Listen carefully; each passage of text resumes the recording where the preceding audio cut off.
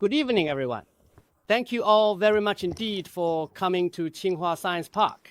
Before we begin, I would like to thank today's speaker, Khenpo Sodargye. Let me just give a simple introduction. Khenpo Sodargye is the chief Khenpo of the Han Buddhist monks department at Larung Gar 5 Sciences Buddhist Academy. He is extremely highly renowned, both in China and abroad, for his achievements. Khenpo Sodargye learned from Jigme Phuntsok Rinpoche. He has been to US, Canada, France, Germany, Netherlands, UK, Japan, India. He spread the Dharma in Thailand, Singapore, Malaysia, Bhutan, Nepal, etc. He has been named spiritual advisor for Larung Gar Exoteric and Esoteric Dharma Center in New York, USA. In terms of writing, Khenpo Sodargye has, over the years, authored even more works. He has actually already successfully published more than 80 fascinating books in total until now. The total word count of his various articles exceeds 10 million characters. That regards his works. In terms of scholarship, Khenpo is highly accomplished in Vinaya, Abhidharma, the Middle Way, Buddhist logic, and Prajnaparamita. He is extremely well versed in the 5 great treatises. Moreover, by utilizing modern internet technology, he has had a very wide-reaching influence. As for his personal spiritual practice, Khenpo mastered Kala Chakra, luminous essence, great perfection. He has truly reached profound realization. In terms of charity, since 2007, Khenpo has initiated the Start with Love campaign. He has called on Buddhists to not only protect animals, but also to care for the people around them. He has also led by example. He established Wisdom and Compassion Primary School, nursing homes, Buddhist centers, novice monk academies in Tibetan regions. He has sponsored many high school and university students dropped out of school. He has also set up scholarships in several middle schools. At the same time, he has generously helped many seriously ill patients who unfortunately lack the means and resources for proper treatment. He has also been invited twice in total to attend the World Charity Conference held at the Great Hall of the People. This time, Khenpo is attending the 4th World Charity Conferences as a distinguished guest. By the way, there is a chance to present a very wonderful speech to everyone here today indeed. The topic of today's speech is the Tibetan cultural perspective on well-being. It is with great pleasure and honor to welcome Khenpo Sodargye to give us this lecture for everyone. Distinguished professors and respected teachers, I am honored to greet you all this evening. I am very happy and honored to be here today at Tsinghua Science Park in the vibrant city of Beijing. It is a pleasure to exchange ideas and learn together with all of you who are all gathered here with us today. The content we are going to discuss today, as the host just mentioned, as you all heard from the recent announcement, the following information is important to keep in mind, is about Tibetan culture and its approach to health and mind cultivation. Of course, this particular topic is relatively simple and easy for understand, so hope everyone will enjoy today's speech. From the bottom of my heart, I also wish to sincerely express my heartfelt wishes for you, that with such simple words and language, I can hopefully bring even a little genuine benefit to every one of you. Hope we could have a nice talk today. Sometimes, even though the words are few and the message is simple, they can dramatically and profoundly transform the entire course of a person's life. I remember there is a story in Buddhism like this, often told to illustrate the teachings and wisdom found within Buddhist philosophy. In Buddhism, the 2 renowned and highly respected, truly great disciples of our master Shakyamuni Buddha, Shariputra and Maudgalyayana, before they became monks, were practitioners of Brahmanism and also leaders among the Brahmins. Once, while they were quietly meditating and practicing together in silence, the group of travelers heard the gentle, peaceful sound of another Shramana, who was somewhere close by, softly reciting a scripture. The verse in the scripture was, all dharmas arise from causes and conditions. All dharmas cease through causes and conditions. The great Shramana, our Buddha, always teaches thus. When they heard this profound, deeply meaningful teaching that illuminated the nature of dependent origination and emptiness, these 2 venerable ones experienced a tremendous transformation in both body and mind. From that point onward, they completely abandoned and gave up their former religion, leaving behind their previous beliefs. That is to say, they turned to Buddhism and achieved a state of great enlightenment within the Buddha's teachings. Everyone should know that Madhgalyayana and Shariputra made great contributions to the cause of Buddhism, and it should be absolutely clear what specific level of realization they attained. In the same way, there are similar stories in the history of Han Buddhism. Master Dangxia of the Tang dynasty, once before he became a monk, on a certain day, he journeyed to the city in order to take the important civil service examination. On his way to the exam, he encountered an old monk. After asking him about his situation, the monk told him in a calm voice, "Pursuing worldly glory and wealth is ultimately not very meaningful in the grand scheme of things. It is far better to truly choose the Buddhist path." In the end, he was truly and profoundly influenced by this one sentence. From then on, he chose the monastic life for himself. He eventually became a truly renowned monk in history, leaving behind a brilliant and enduring legacy of his own. Similarly, even the very smallest bit of wealth in the world, no matter how insignificant it may seem, might also, in fact, change a person's entire life. For example, in the secular world, there is Henry Ford, the founder of the Ford Motor Company in America. It is said that his life was changed by a single dollar from his father. He used that $1 as his initial capital and gradually, carefully built upon it over time. Eventually, after years of hard work and dedication, he became the well-respected and renowned head of a prestigious and famous automobile company. There are many such examples, and the same principle applies. If we are destined, even a single truly kind and gentle thought from the heart, such a genuinely good intention, might actually change your entire life in a truly positive way. Sometimes, I often find myself reflecting deeply from the perspective of charity. The main figure of Tzu Chi in Taiwan, Master Cheng Yen, and her organization today are already engaged in charitable work in 72 countries. There are tens of thousands of volunteers assisting countless people in need from all walks of life around the world. As for how it all began, at the very start, she was in a simple hut, practicing as an ordinary bhikkhuni Buddhist nun, when she witnessed a very pitiful woman in childbirth. She had no money to receive treatment for herself in the hospital, and this tragic scene deeply moved her. From then on, she made a solemn vow to wholeheartedly devote herself to extensive charitable work. After that, as everyone should already know quite well, over the long and eventful course of a total of 44 years, her tremendous achievements, which have made a significant impact in her field, have become widely recognized and appreciated by many people. Similarly, there is Mother Teresa of the Catholic Church.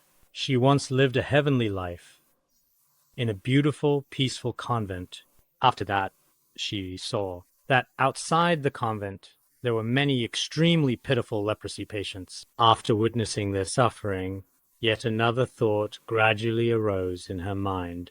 She thought, from the age of 12 and for the rest of my life, I knew I must truly dedicate myself to charity in order to help as many people as possible. Afterwards, as everyone should know, she established centers in 123 countries throughout the entire world, and countless people have, without any doubt, always truly greatly benefited throughout the years from her deep compassion and selfless love. So I think sometimes for a person, it really just takes a single simple thought which might bring about tremendous change for the whole society. Just like the renowned Master Xuanzang Wen, he was carefully studying the scriptures. He read so many sutras, but later realized that many versions were incomplete. Then he made a vow, and with just a single thought, I must travel to the land of India. Indeed, I must obtain thousands of sutras and treatises from India and translate them into Chinese, so that future generations of sentient beings can read the scriptures and treatises in the Chinese language. After that, he practiced asceticism for 18 years and ultimately succeeded in attaining the highly prestigious title of the greatest translator in the entire history of humankind. He aided many sentient beings. In the same way, there's Master Janzen, who went to Japan. At first, when he arrived, he genuinely felt that Japan was a country with extremely poor and severely impoverished thought. He was determined to bring the brilliant spirit of Chinese Buddhism to that land. After many attempts, when he was already quite advanced in age, he finally succeeded in bringing the entirety of Chinese Buddhist culture to Japan. Today, the Japanese often call him the father of culture, in other words, the father of Japanese culture. So I want to use many stories from both history and from the secular and spiritual worlds to illustrate this point. If each and every one of us present in this room today takes a moment to truly reflect deeply and thoughtfully, even a single sentence, a single simple thought, or a small action can truly change your faith and completely transform your entire life. Right now, we need a kind of faith, a kind of spiritual nourishment. I believe that in this era of such advanced science, in this modern information age, in such today's era, as for the material living conditions, we should be said it is quite excellent. People often say that our current innovation capacity is lacking or economic development is slow and so on. There are all kinds of opinions, but comparatively speaking, from the 19th century to the 20th, now the 21st century, if we compare the overall standard of living for humanity in terms of external material aspects, I think people today, it's fair to say, in my opinion, generally have extremely solid and reliable foundations, but our inner world is becoming increasingly empty, and our hearts are ever more impoverished. In times like these, what everyone needs is an exchange of ideas. In fact, the benefits gained from the exchange of ideas and perspectives far surpass any material assistance. I often think, for example, if someone is given 10,000, 100,000, or even 1,000,000 yuan, if that person does not truly cherish or value it, if they fail, it will all be gone in no time at all, before you know it, spent completely, entirely. But if you pass on a truly valuable piece of knowledge to someone, then throughout their lifetime, no one can take it away. No one can steal it from them.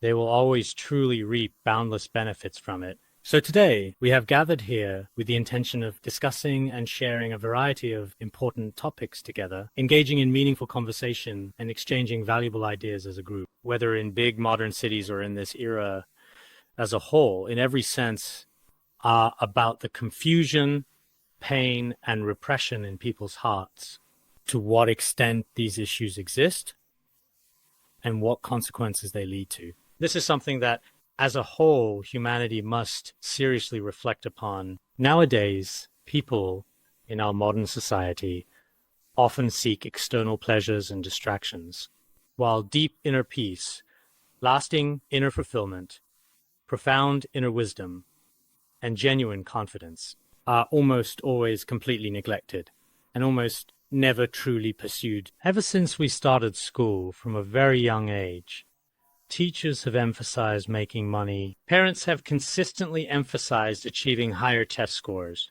believing strong academic performance leads to success. From a young age, we have been conditioned to focus on economics, power, or our own interests.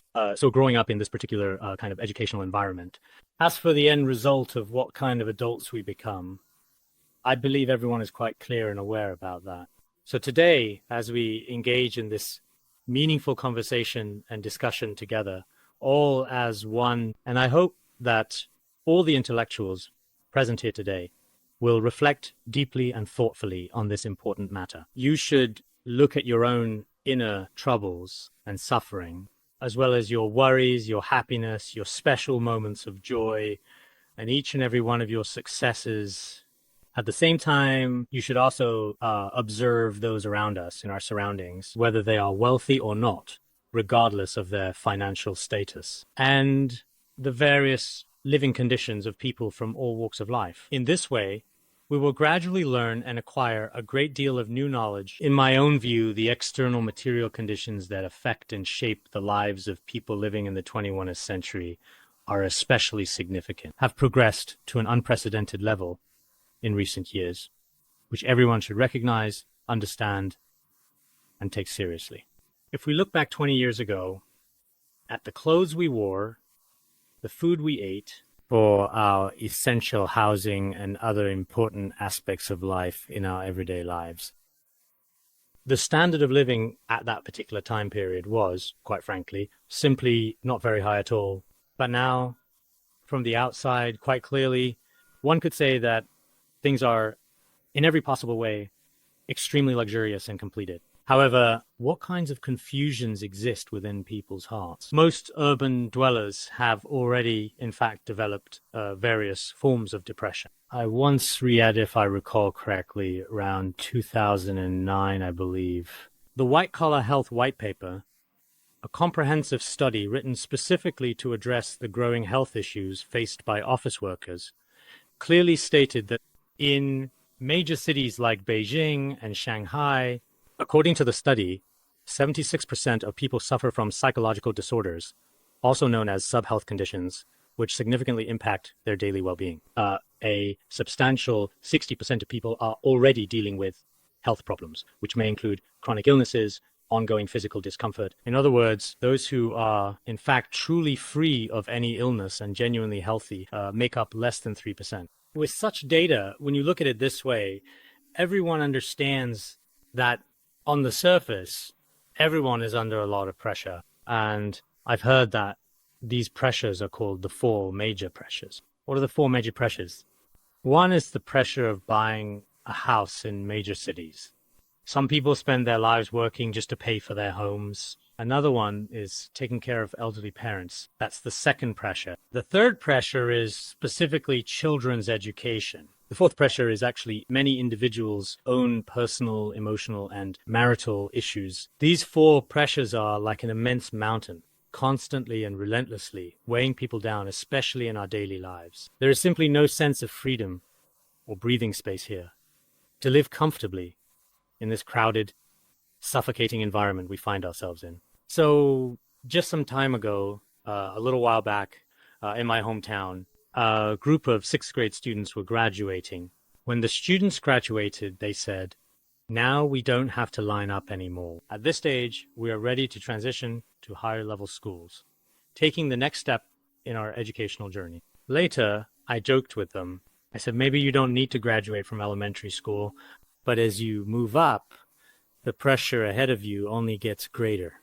For our adults here, actually, even though you don't have to study or line up anymore, even after all your efforts, you still find yourself feeling completely exhausted and worn out by the constant, relentless competition that exists everywhere in modern society. I remember seeing a magazine back in March 2010 that caught my attention.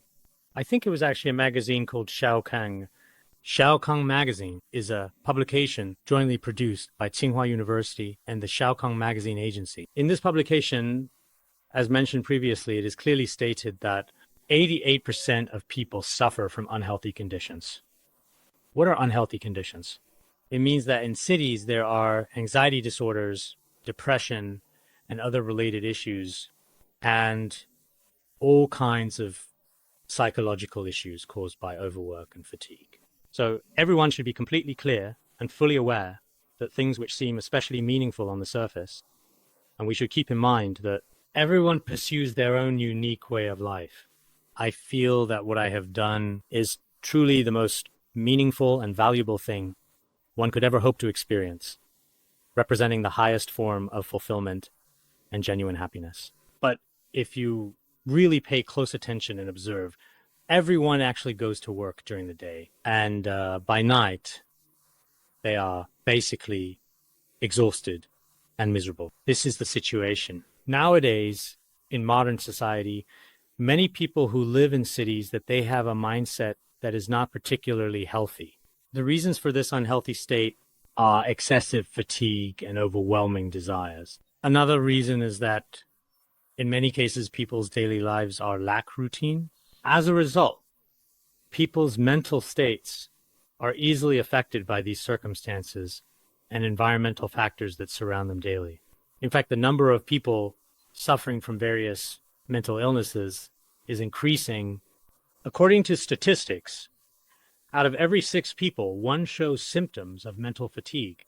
1 out of 6 people in the world today suffers from some degree of psychological depression to varying extents. It is often said by many people that in China today, in the present era, there is a common belief or understanding about this matter. Tragically, over 200,000 people commit suicide each year around the world due to mental fatigue.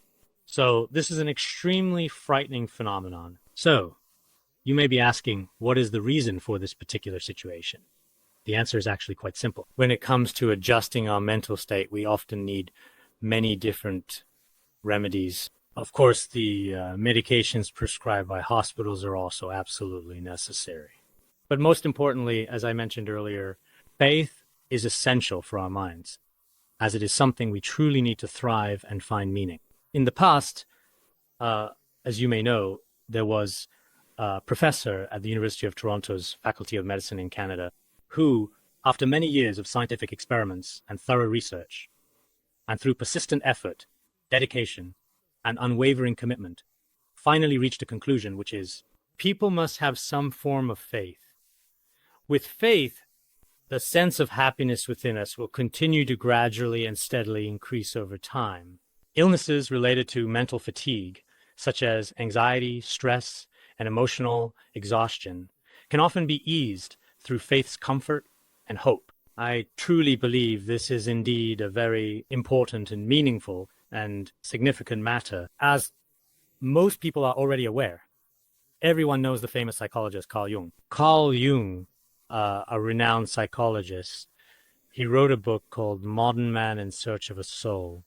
This book carefully discusses these topics in considerable detail, offering clear explanations, which is about, in an era of highly advanced technology now, human thoughts have become extremely complex. At such a time, there is truly a need for religious faith. Among all religions, it is Buddhism in particular that truly provides the most extraordinary and effective methods for healing and soothing the mind and thoughts. He said specifically that in our daily lives, we practice meditation and sitting meditation, as well as praying frequently and sincerely reciting heartfelt and devoted prayers, chanting sacred scriptures, and carefully and mindfully reciting mantras. This approach is a well-known form of psychological therapeutic intervention. In his particular field of psychology, Jung believed that various Buddhist practices such as chanting and meditation are therapeutic methods. So today, as I communicate with everyone here, with all of you, I want to especially emphasize some of Buddhism's particularly effective therapeutic methods. These are absolutely crucial, especially for people in modern times dealing with various pressures.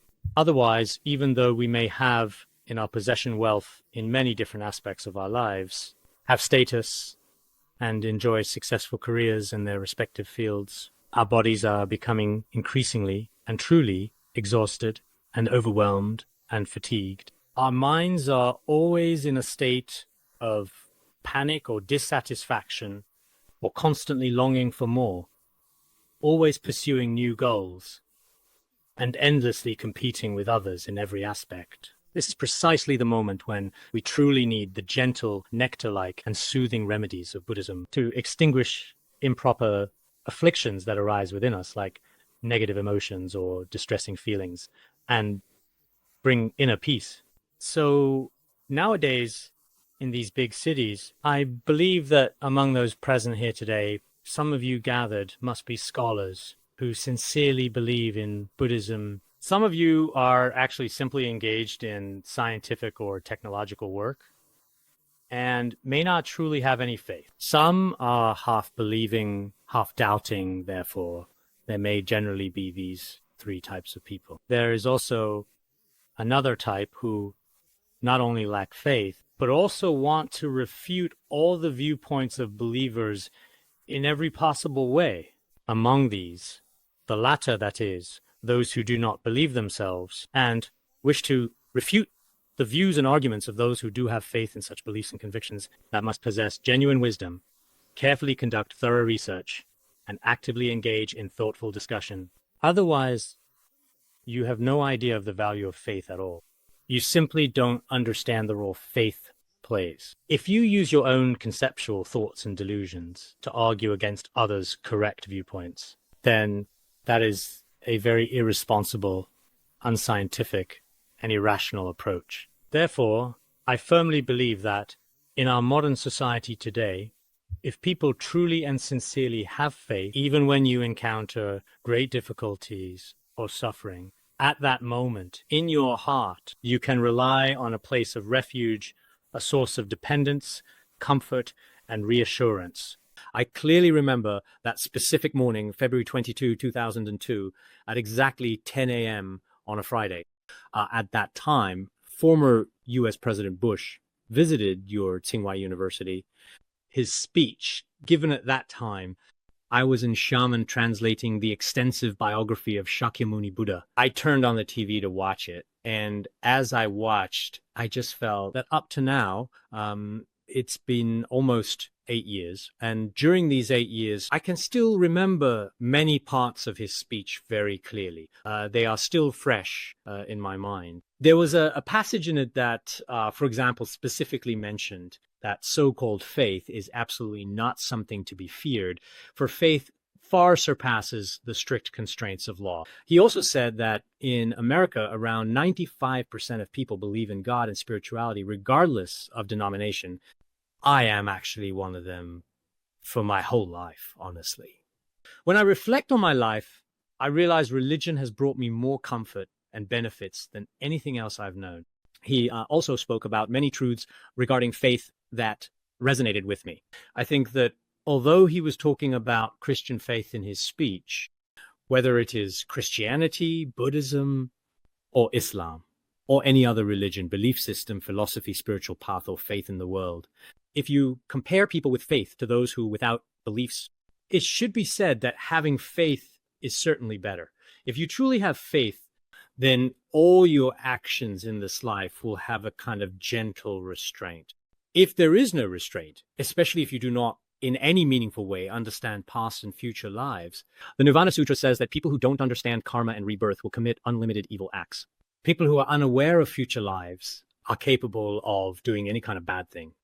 This is especially true in particular for those of you who are present here today and who work in various scientific fields. If you believe good deeds are rewarded and bad deeds are punished, that you reap what you sow, whether it's melons or beans, if you have this kind of view, you will act responsibly toward society, toward people, and toward the entire world.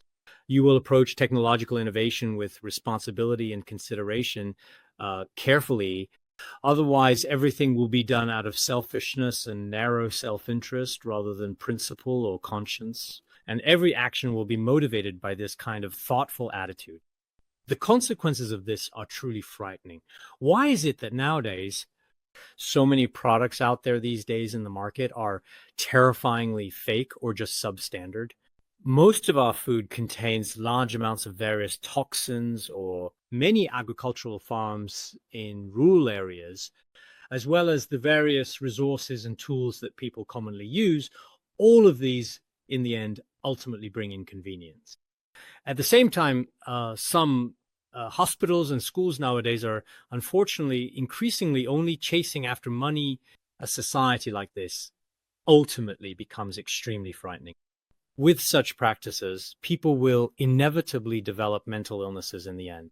Mental illnesses far surpass physical illnesses. Physical illnesses can be effectively managed and treated with medical technology, such as modern advancements. But for mental illnesses, the only way to regulate them is by relying on certain religious truths, or when necessary, by using various different methods of self-adjustment. Practices such as meditation, chanting the Buddha's name, and so on. Apart from these, in any hospital, there is currently no way to diagnose or treat such conditions. And even if treatment is attempted, the results are very poor. That's why I often feel that in this world, most people, whether they are really scientists or educators, such as teachers engaged in teaching here, if these people truly want to be responsible to society, they must at first have a perspective on life of their own. This perspective on life, as I mentioned yesterday when I was having a discussion at Peking University, I said people's views on life, everyone's mind is different, just as faces are different and just as no two are alike, so are our thoughts, beliefs, and perspectives unique to each individual. And although each person's mindset is not the same, with all kinds of values and personal preferences, what is really most crucial, at the very least, people absolutely do need to know about the existence of both past and future lives. People need to understand that good deeds are rewarded and bad deeds are punished. In other words, doing good brings good results, while doing bad brings bad results. This is something that must be understood. In this case, a small number of people, especially those who never studied religion, might raise some doubts, thinking that if this is really true and actually works, then why, when I do good deeds now, do I not immediately see good results? Actually, this way of thinking does not really hold up. In fact, why is it not valid? Doing good deeds is planting the cause. The happiness you receive is the ripened result. There must be a certain specific amount of time and space between cause and effect. In other words, when farmers plant crops in the spring, it is only in the autumn you can harvest it. You can reap its fruits if you wish. It is impossible if I plant crops today. I will absolutely have a full harvest of all the various fruits tomorrow. That's impossible. In the same way, the good or bad karma we create in this life as a result of our actions in the next life or the life after that, or even many lives later, will inevitably ripen within your own continuum. That's why the Buddha also said in the 100 Deed Sutra that the karma you create won't ripen on things like mountains or rivers, nor will it simply disappear in the meantime. It will most certainly, and without a doubt, ripen within the continuance of the mental stream. Therefore, whatever karma a person creates in their life, it will not be exhausted even after hundreds of thousands or millions of eons. This is the principle. Although this is a specific view of cause and effect, as taught within the tradition of Buddhism, this perspective on cause and effect is also our outlook on life. If people treated this outlook on life as their value system, then society would become more beautiful and more radiant. But in today's society, there are indeed very few people who truly believe in cause and effect and who do kind and thoughtful things for other people and for society as a whole. Perhaps by saying this in a way, it might sound like I am taking a pessimistic view and denying many of the wonderful achievements we have today. But maybe people also realize, in fact, that behind the brightness of today's society, there are still many dark shadows lurking. So what is the source of these dark shadows? It is that people do not believe in cause and effect. Whether it is faith in cause and effect or belief in past and future lives, is there any solid and reliable evidence for this? There absolutely is. In Buddhism, there are thousands of sutras and treatises that can explain this. After a person dies, it is not like a fire going out or water drying up, where everything simply ceases to exist, absolutely not. After death, past and future lives exist. Even scientists, such as the renowned physicist Newton, the famous scientist, have said that after death, consciousness must continue to exist and persist in some form. This includes Einstein, as well as the scientist Russell, who was a prominent figure in his field in his era. Russell, who won the Nobel Prize in the UK in 1950, as well as the distinguished Mr. Lu Xun and several other notable individuals, although, as you may be aware, some of them did not study Buddhism thoroughly or comprehensively. Within their understanding, they still acknowledge some basic concepts of cause and effect and certain fundamental truths.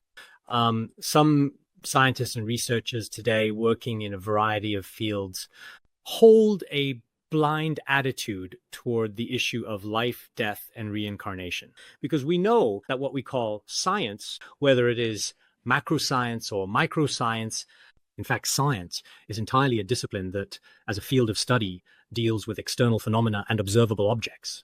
When it comes to matters truly about one's own inner mind and consciousness, even today, when science has developed to such an advanced degree, scientists' understanding and assessment of the mind, and even the question of whether past and future lives exist, remains a blind spot. They hold a blind viewpoint. They neither simply affirm nor deny it. This is the view held by most scientists. Although I am not very well read, I am also not someone who is ignorant or uninformed, whether ancient or modern, from China or abroad. Many distinguished psychologists, quantum physicists, and physicists, I flipped through a great many such books over the years. And in the process of reading them, I very easily discovered that what people call science is something that everyone especially admires and aspires to. Modern science has indeed, in a certain sense, brought convenience to the external world. As everyone knows, now that science is becoming more and more technologically advanced, whether it's transportation or communication or any aspect of our daily lives, in our everyday modern world, it has brought truly and remarkably unprecedented, significant progress. However, if we truly examine things from our own heart, considering whether past and future lives exist, most scientists who are currently conducting research in this particular area have not reached a very clear or definitive conclusion. A considerable number of scientists, such as Jung and many other highly respected and distinguished scientists, as I just mentioned earlier in this context, he was heavily influenced by Western philosophical thought and Tibetan Buddhism throughout his academic studies. They inevitably acknowledge that in one way or another, the human spirit must, without a doubt, truly exist as it appears. So today, here in such a high-tech center in China, at this very moment, right now, and in the process of conversing with so many wise individuals with profound knowledge, if it is possible among you, there are also very strong reasons to deny the existence of past and future lives. As Buddhists, it is impossible for us to be attached to our views, insisting that what my Buddha or what our Buddhism says must be accepted. We do not take such a definitive stance. We all stand from a particularly fair and upright position. If there is actual truth in anyone's particular tradition, we seek the truth. And of course, in a certain sense, we look to the historical Prince Siddhartha, Shakyamuni Buddha, from over 500 years ago, who truly existed as a real person in India. He was first a prince, then manifested renunciation and became a monk, and after ordaining, practiced asceticism.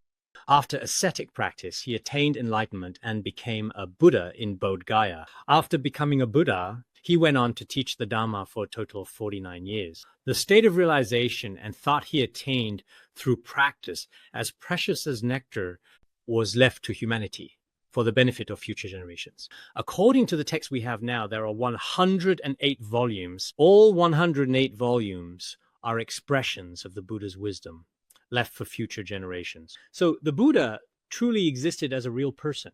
Do we have faith? Indeed, we possess unwavering confidence. However, we cannot establish our Buddhist views solely on faith. We must rely on wisdom. Through debate, discussion, and mutual exchange, only then can we truly establish correct views in our minds. This is exactly why Tibetan Buddhism has a significant advantage. We debate with each other sometimes. During debates, you can, of course, use your truly utmost wisdom, your absolutely very best judgment. That is, you can use all of your intelligence and reasoning to thoughtfully refute the other person's viewpoint. When you refute their viewpoint, the other party must also acknowledge it through valid reasoning and logical inference. This is a feature of Tibetan Buddhism and in philosophy. It is one of the most powerful and especially effective methods for dispelling doubt. So today, in the course of our exchange here, if anyone has any questions at all, you are welcome to raise them openly and directly whenever necessary during our discussions. We can also discuss them with you, frankly, and without reservation whenever needed. This represents a unique opportunity for many people, and it is, in fact, a very good and effective approach or method as well. As I mentioned earlier, and as I have already explained, that what society truly requires now, at this very moment, is the original thoughts and truly profound wisdom of the Buddha from over 500 years ago. All of this profound wisdom is rooted in deep compassion and love. The timeless wisdom of the Buddha, in particular, has two fundamental characteristics. The first characteristic is his deep universal love and profound compassion for all sentient beings everywhere throughout the world. Although nowadays, in Christianity, in Catholicism, and in other religions as well, there are also acts of kindness that help others, these good deeds, as is often the case, compared to those described in Buddhist thought, which is differ to some extent in terms of their breadth. Whether it is the Buddhist view of equality or the view of compassion or the bodhicitta, this kind of mindset means that even towards your resentful enemies or towards all living beings everywhere in the world, you must care for them. This is called great love. I believe that such great love in any other philosophy or field whatsoever in the world is impossible to find. Therefore, in this regard, I believe that intellectuals and people in science and technology present here today should use your own wisdom and think hard to observe this closely. The universal love that the Buddha left us, whether in other philosophies, religions, or personal ideologies, does such a principle truly exist? Are there actually such viewpoints? So does human society today need this kind of perspective? And do all other forms of life really need it as well? I believe that not only we humans, but even other sentient beings need this kind of universal love from presidents at the very top to ordinary people. Everyone should always abide by it. Otherwise, everyone will face different kinds of criticism. I remember once, well, actually, the current president of the United States, Obama, as you may know, whether you are speaking in front of a group or engaging in conversations and interacting with others in different social settings, a tiny buzzing fly landed gently on him, right on his bare arm, and he barely noticed. At that moment, he, unfortunately, and quite unintentionally, in a twist of fate, killed it by accidentally pinching it. After his death, he was strongly condemned and criticized by local conservationists. The second time, when he was talking with others during their conversation, there was a bothersome fly that kept flying around him. Sometimes it would fly onto his lips or his eyes, but he didn't dare to actually kill it. Later, he told the news media, "This time, I didn't end up killing the fly." Of course, it wasn't compassion, honestly. It wasn't out of compassion at all. You could easily tell from his actions and words, the reason he didn't kill it this time was because he was afraid of becoming famous worldwide again. Just killing a single fly, if it is officially announced by the global media outlets, even for something so minor. I don't think it's worth it to me. So I see some other religions. Of course, there may also be many other religions present here today.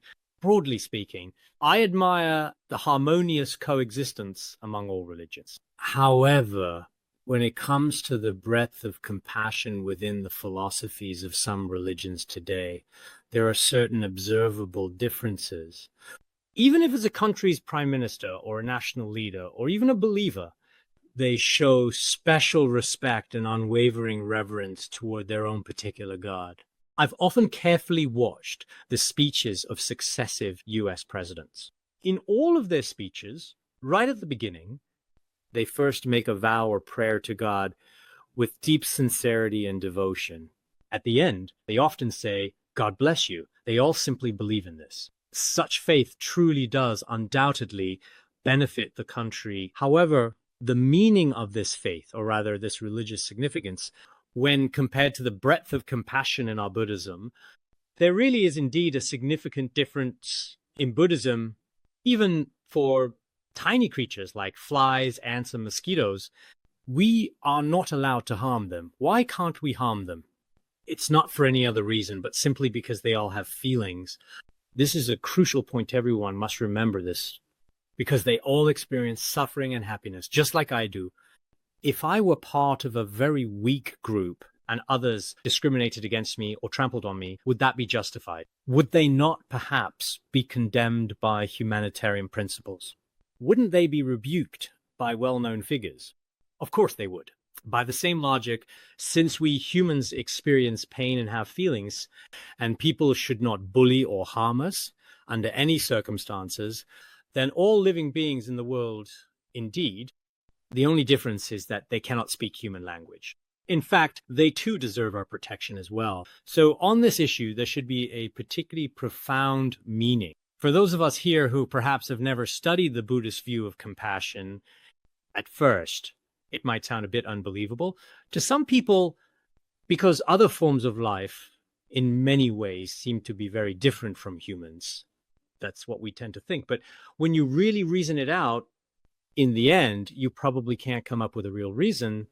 A solid justification to kill them is not something you can articulate. This is one point that I really want to especially emphasize to everyone present about Buddhist psychological treatment. Mainly manifests itself in qualities such as compassion and wisdom. As for the aspect of wisdom, that the most extraordinary part of the Buddha's teachings is, without a doubt, the remarkably profound doctrine of emptiness itself. Because people in the world are attached to the idea of inherent existence tied to emotions, possessions, houses, as well as to status, fame, and power. All of these illusory, insubstantial things, people become especially attached to. Such attachment will inevitably lead to suffering. The great Venerable Saraha said, attachment as small as a sesame seed brings suffering as great as Mount Sumeru. Even the smallest and seemingly insignificant attachment, no matter how minor it may appear, can ultimately bring you immense pain. If one accepts the existence of real external phenomena, then great greed and hatred arise. Bodhisattva Nagarjuna also explains this in his 60 verses on reasoning. If we regard phenomena as truly existent things, it will bring us suffering. Why do we say that? People now commit suicide, but from the perspective of Buddhists, suicide is not worth it. What can you get from suicide? Nothing. Whether it's your status or your relationships, facing problems is normal. The Buddha often taught about contemplating impermanence. During the Yushu earthquake, on this particular occasion, I saw this very clearly with my own eyes. Many of them are people of deep faith. 99% of them, in fact, are committed believers. The people there, compared to those affected by the Wenchuan earthquake, had a completely different mindset. At that time, many psychological counseling experts came from all over the country, but they couldn't treat since there was no need for comfort. They themselves personally felt that encountering such natural disasters and misfortunes is a normal phenomenon. All phenomena are impermanent.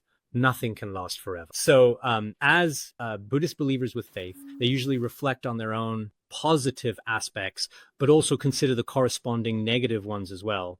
Things like death, illness, and the eventual aging of people, or the complete loss of all your wealth, and so on. They has already thought deeply about many negative things like this. That's why, when facing difficult situations, they are extremely brave and resilient. Therefore, in summary, we believe that psychological healing significantly surpasses treatment with conventional medicines in many cases. For someone with a generally healthy mind, even when your body feels somewhat unwell or a bit off, it is very easy to eventually recover. So this kind of mindset, as in Tibetan Buddhism, which I think everyone is probably already aware of, for example, many dedicated practitioners in Tibet have exceptionally healthy mental states. From their expressions and from their daily lives, you can also really very quite clearly see their optimism when you look at them, especially for some wise individuals here who perhaps haven't had the opportunity to visit Tibet. If you can visit Tibet, you'll see that whether it's the natural environment, material conditions, or the lack of oxygen, and so on, there are quite a few difficulties to overcome with. But the local people are filled with sunshine in their hearts without any negative emotions. They always have a genuine and profound sense of contentment and satisfaction, as well as a deep sense of happiness, always. Why they will be like this? From a very young age, perhaps as children, they have been gently nurtured by Tibetan Buddhism. Because Tibetan Buddhism, as everyone should certainly be aware, of course, as is broadly understood, you will see that the Buddhism includes Tibetan Buddhism, Theravada Buddhism, and Mahayana Buddhism. Tibetan Buddhism was introduced into Tibet for the first time in the 8th century. And after it spread to Tibet, 99% of the people there became followers of this faith. After embracing this faith from a young age, from early childhood, they have always held on to such a truly wonderful and inspiring belief, a belief that has always guided them. This kind of faith brings people genuine health, longevity, and a long, profoundly meaningful life. I distinctly remember that at the Lhasa Institute for Social and Religious Studies, there was a person by the name of Soreng Dondrup who was there at that time, and he collected and compiled comprehensive information on 40 documented cases of individuals who attained the rainbow body. Their bodies had completely and fully achieved the rainbow body, with not even any trace of physical flesh or material substance remaining, and such attainments were achieved. All of these people were between 80 and 140 years old when this extraordinary occurrence took place. His data showed they were 80 to 140 years old. Why did they live such long lives for so many years? In such a high altitude climate, in such harsh conditions, why are so many long-lived individuals? The main reason is they maintained an extremely balanced mindset and adjusted their mentality very well. So today, I encourage everyone present to take the time to discuss and explore this aspect together in detail. Please share your thoughts and ideas openly with each other here. Many of you have work routines and schedules that are not very well organized, and a lot of them are not particularly reasonable. In Tibet, we have many classic scriptures, treatises, and tantras. If we combine all of these teachings together, the most fundamental adjustment is, first and foremost, to train the mind. Adjusting the mind is indeed very important. In the field of Tibetan medicine, there is the 4 medical tantras. In the ancient Tibetan medical text, known as the 4 medical tantras, the origin of all diseases is referred to as conceptual thoughts. The Venerable Atisha also spoke about this in the Lamp of the Path to Enlightenment. Distinguishing great ignorance can cause one to fall into the ocean of samsara. If one abides in the samadhi of no thought, one becomes stainless like empty space. There is such a scriptural teaching, which means to say, when we give rise to all kinds of greed, anger, attachment, and conceptual thoughts, at such times, both our body and mind are often unhealthy. We all know some people argue with others, and after arguing for several days, their body simply just can't recover. They often suffer from insomnia and all sorts of pain. If we adjust our mind properly and take care well, then all illnesses can be eradicated at the root. This point is emphasized in Chinese Han Buddhism taught by Master Jigme. Master Jigme especially advocated the path of calm abiding and insight. There is actually a traditional teaching in which he said, if one can skillfully use the mind through cultivation and practice, then the 404 diseases will naturally be eliminated. He said that if we, for example, adjust our mindset properly, then all 404 types of illnesses can naturally be eradicated.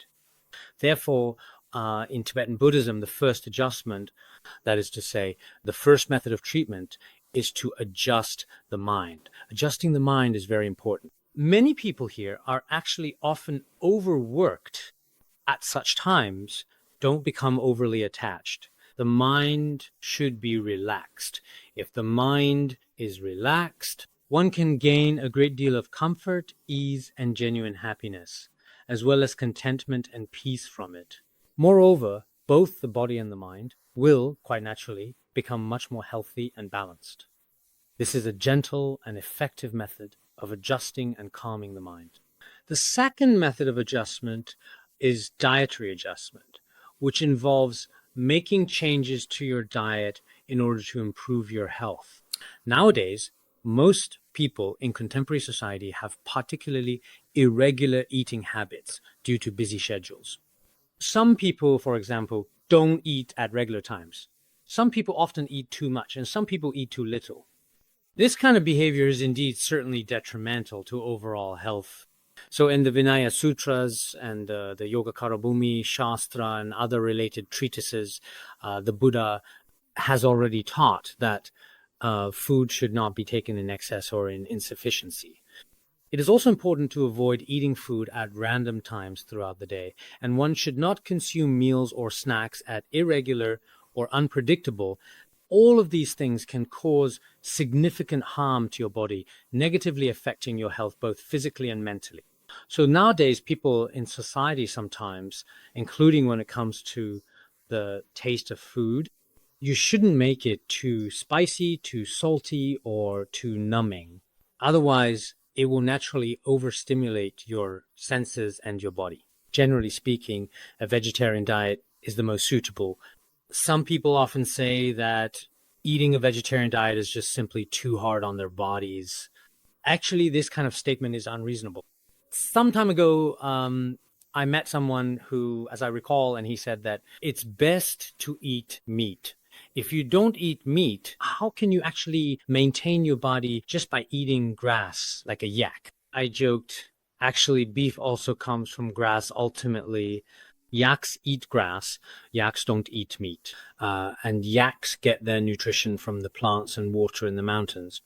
If they can get enough nutrition this way, therefore, eating these vegetarian foods regularly can truly be beneficial for our health, as they support our well-being and contribute to maintaining a healthy lifestyle. But nowadays, people are always drinking coffee and other caffeinated stimulants, and then simply eating meat. On the surface, eating meat seems beneficial to our health, but in fact, many Western philosophers and humanitarians in particular, for instance, among others, they don't avoid meat from a religious perspective, but rather from the standpoint of their own health, from medical and nutritional perspectives. Humans are not suited to eating too much meat. If you consume excessive amounts of meat, your entire liver and lungs won't be able to handle it. So the purest, most meaningful and non-evil karma should be vegetarian food. Therefore, adjusting to a vegetarian diet truly brings significant, notable, and great benefits to our health. Gradually, I think that everyone here should really take the time to carefully study and thoughtfully explore vegetarianism. Many people in China, including some medical and scientific professionals, have not yet done enough research on the health benefits of vegetarianism. We also, in general, have a serious lack of awareness and understanding of environmental protection. In fact, environmental protection should also be all of humanity. Every single person exists on only one earth. If everyone destroys nature and no one cares for it, then ultimately humanity will truly have absolutely no place to survive. But people only think about their own families without considering broader issues. They lack broad, far-reaching ideals. In Buddhism, we refer to such people as Hinayana, the lesser vehicle. Hinayana practitioners seek liberation. But even this ultimate personal liberation, which is not achieved by such people, of course, from a broader and more visionary perspective, we must develop a greater sense of awareness and responsibility for the protection of animals. At the same time, we need to be conscious of protecting the natural environment. Only in this way can harmony between humans and nature be achieved. If we want harmony between humans and nature, all mountains, rivers of nature, as well as the animals that live within nature, should all relate to us humans as friends.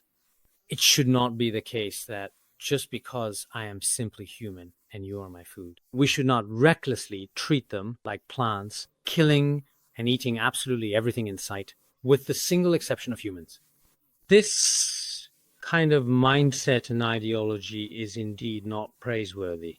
Scientist Russell once said, among all religions, the one I admire most without a doubt is Buddhism. I believe what he admired is exactly what I just mentioned, which is the Buddhist view of compassion. And the Buddhist view of compassion truly extends to all sentient beings around us who have a karmic connection. This is something we absolutely must accomplish at this very moment in time. This is what we just discussed regarding adjusting our diet. Another important aspect to consider is carefully adjusting our sleep patterns. This is also very important for our health. If we don't make adjustments, some people don't sleep at all. Those who are new to Buddhism or new to religion, they will devote all their time to diligent practice. In fact, staying up late like this or being overly zealous in practice brings inconvenience to your health. There are also people who sleep excessively, getting a good night's sleep, sleeping 10 hours, or even more than 9 hours a day. This actually brings even more significant harm to your body and overall health and well-being. Back in the 1960s, the scientist Hideaway, in particular, conducted extensive observations. At that time, he distributed 800,000 statistical questionnaires for testing. During the testing process, he concluded that the source of many people's illnesses was, in fact, excessive sleep in certain cases. If you sleep more than 9 to 10 hours a night, then such people are actually very prone to illness. Science has shown this as well. And in Buddhism, the first and second nights are not really sleepy at all. And only the middle nights are the ones when you can actually sleep. But nowadays, people in big cities probably don't follow this either. When I often communicate with some Buddhist friends from time to time, they sleep through the entire late night period. The early night and middle of the night are for work or tasks. So for people in big cities, start sleeping at 2 or 3 in the morning and continue until 9 or 10 the next day. This kind of practice is unreasonable. It simply does not truly fit with the natural rhythms of humanity or the human body, and not in any real sense or in any way whatsoever. So in general, the very best time for people to sleep, the time when your whole body can benefit the most, is between 10 p.m. and 5 a.m. This period is the best. If you don't sleep during this time and you stay up past 1 a.m., it will definitely be detrimental to your health. Some people may not notice this right now, but if you overwork yourself like this long term, or if your days and nights are reversed, there is a certain connection between the movement of the sun and moon and the flow of energy channels in the body. So, well, generally speaking, it's best for people to let go of everything, relax completely, and sleep peacefully and well at midnight without worries at all. You should get up early in the morning. But in big cities nowadays, there is no routine. I think that many people nowadays really don't have regular eating habits either. Sometimes they eat a lot, sometimes very little. There's absolutely no pattern. Their sleep is irregular as well. Another common way to train the mind, in fact, is through very effective breathing. In Tibetan regions, many meditations include visualizing letters, or, if you prefer, you can exhale very slowly, then inhale, then exhale again, and then inhale again, gently and calmly. This kind of practice is actually very beneficial for the body, especially when you get up in the morning, right after you wake up. Slowly exhaling through your nostrils, then slowly inhaling deeply and fully, repeating this many times.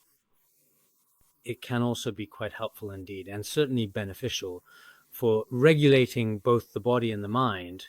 I believe the Yellow Emperor's classic of internal medicine from Han China also mentions that when the righteous energy is present within, evil cannot invade. If our minds are at peace, and the vital energy is present within, if the wind channels in your body are functioning normally, then to use modern terms, you have resistance, and all external illnesses and disturbances will have no opportunity to take hold or affect you. This most certainly gives you hope for good health for your future and well-being overall. So when many people get up in the morning at the start of their day to say, ha, they use a distinct ha sound to expel some of the defiled wind. After doing this, it brings about an adjustment to both body and mind. This is one method of adjustment, and there are others as well. Sometimes people often meditate, or they will do some physical activities or exercise, because some people say that life lies in movement, but Buddhism does not see it that way. And if you are always moving and never truly quiet, not even for a single moment to have a rest, to be honest, your overall lifespan or longevity will not be extended, contrary to what some might believe. That's why in many of the Han region, for example, like Master Shu Yun and Master Qingding, the reason why so many Chan masters live such long lives is because they enjoy sitting in meditation. After meditating, not only your life itself, your lifespan can be extended not just by movement, but also by sitting in stillness. Movement and stillness should ideally be thoughtfully combined, and this is the perspective from the Buddhist tradition. So in your daily life, during physical activity, I think the best is prostration. In Buddhism, we practice prostration, and prostration is especially good for your health, providing a full body workout. On one hand, the merit of performing a single prostration is inconceivable. If you have faith and believe, then the merit is extremely great. In addition, if you do 100 prostrations every day, then you won't tire easily, nor will you age quickly. So whether you are young or an adult, I suggest that if possible, even just doing 3 prostrations daily, that would be great. Prostration is very beneficial for the body's movement and functioning. Also, when you have time, if possible, try sitting in meditation in the morning after you wake up. If you really don't know how, then just visualize the Shakyamuni Buddha in front of you. Then close your eyes and sit for a while, and again visualize Shakyamuni Buddha. If you can't even do that, then just clear your mind and think of nothing at all. Sit for about 2 or 3 minutes, or even up to half an hour, and let your mind settle. In fact, this is truly very helpful for your entire body and mind. Sometimes in our everyday lives, we often talk about this as well. Someone said to me, you should take a short break, close your eyes, and rest for a bit. Closing your eyes and resting is a form of meditation. It is a state found in Zen practice. Taking a short break like this lets your body and mind relax, and all the energies that are present in the channels throughout your body will flow in a natural and healthy way. This in turn brings great benefits to your physical health. In short, a person's mindset in daily life, if focused on helping others, will not bring much pressure. This is also, in fact, a kind of key point. That is to say, if we are selfish, even in small ways, in our daily lives, in our thoughts and actions, it brings us emotional pain, harm, and suffering. But if you are not selfish and your mindset is to help others, even if what you do does not succeed, you will not have much resentment either towards others or even towards yourself as well. If there is no resentment, no anger at all, your heart will gradually become happier and happier. This is indeed very important in the present context. If everyone is selfish, everyone might want to stand a little higher.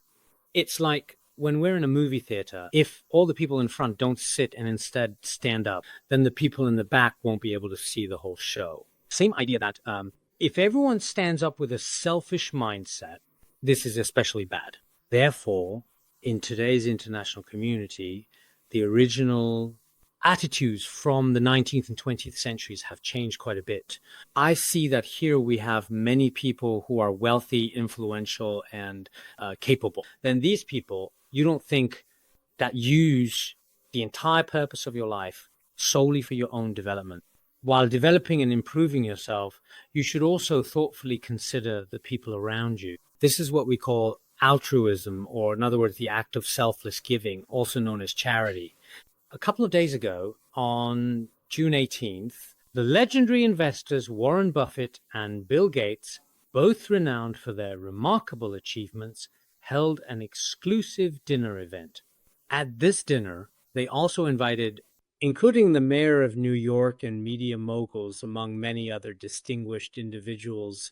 They issued a call directed toward individuals in the United States, with particular emphasis on those who are extremely wealthy, specifically billionaires, to donate half of their considerable personal wealth to truly charitable careers. Many wealthy individuals who attended the event made public pledges committing to donate more than half of their fortunes to charitable causes aiming to positively impact society. In certain regions and specific areas throughout China, in some places that we will know about, the ideas of helping others and supporting charitable causes is not widely promoted.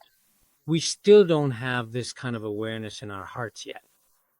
It's only when an earthquake or some disaster happens somewhere that we take emergency measures, quickly raise the necessary funds, and then that's it, nothing more happens. But that's not how it should be.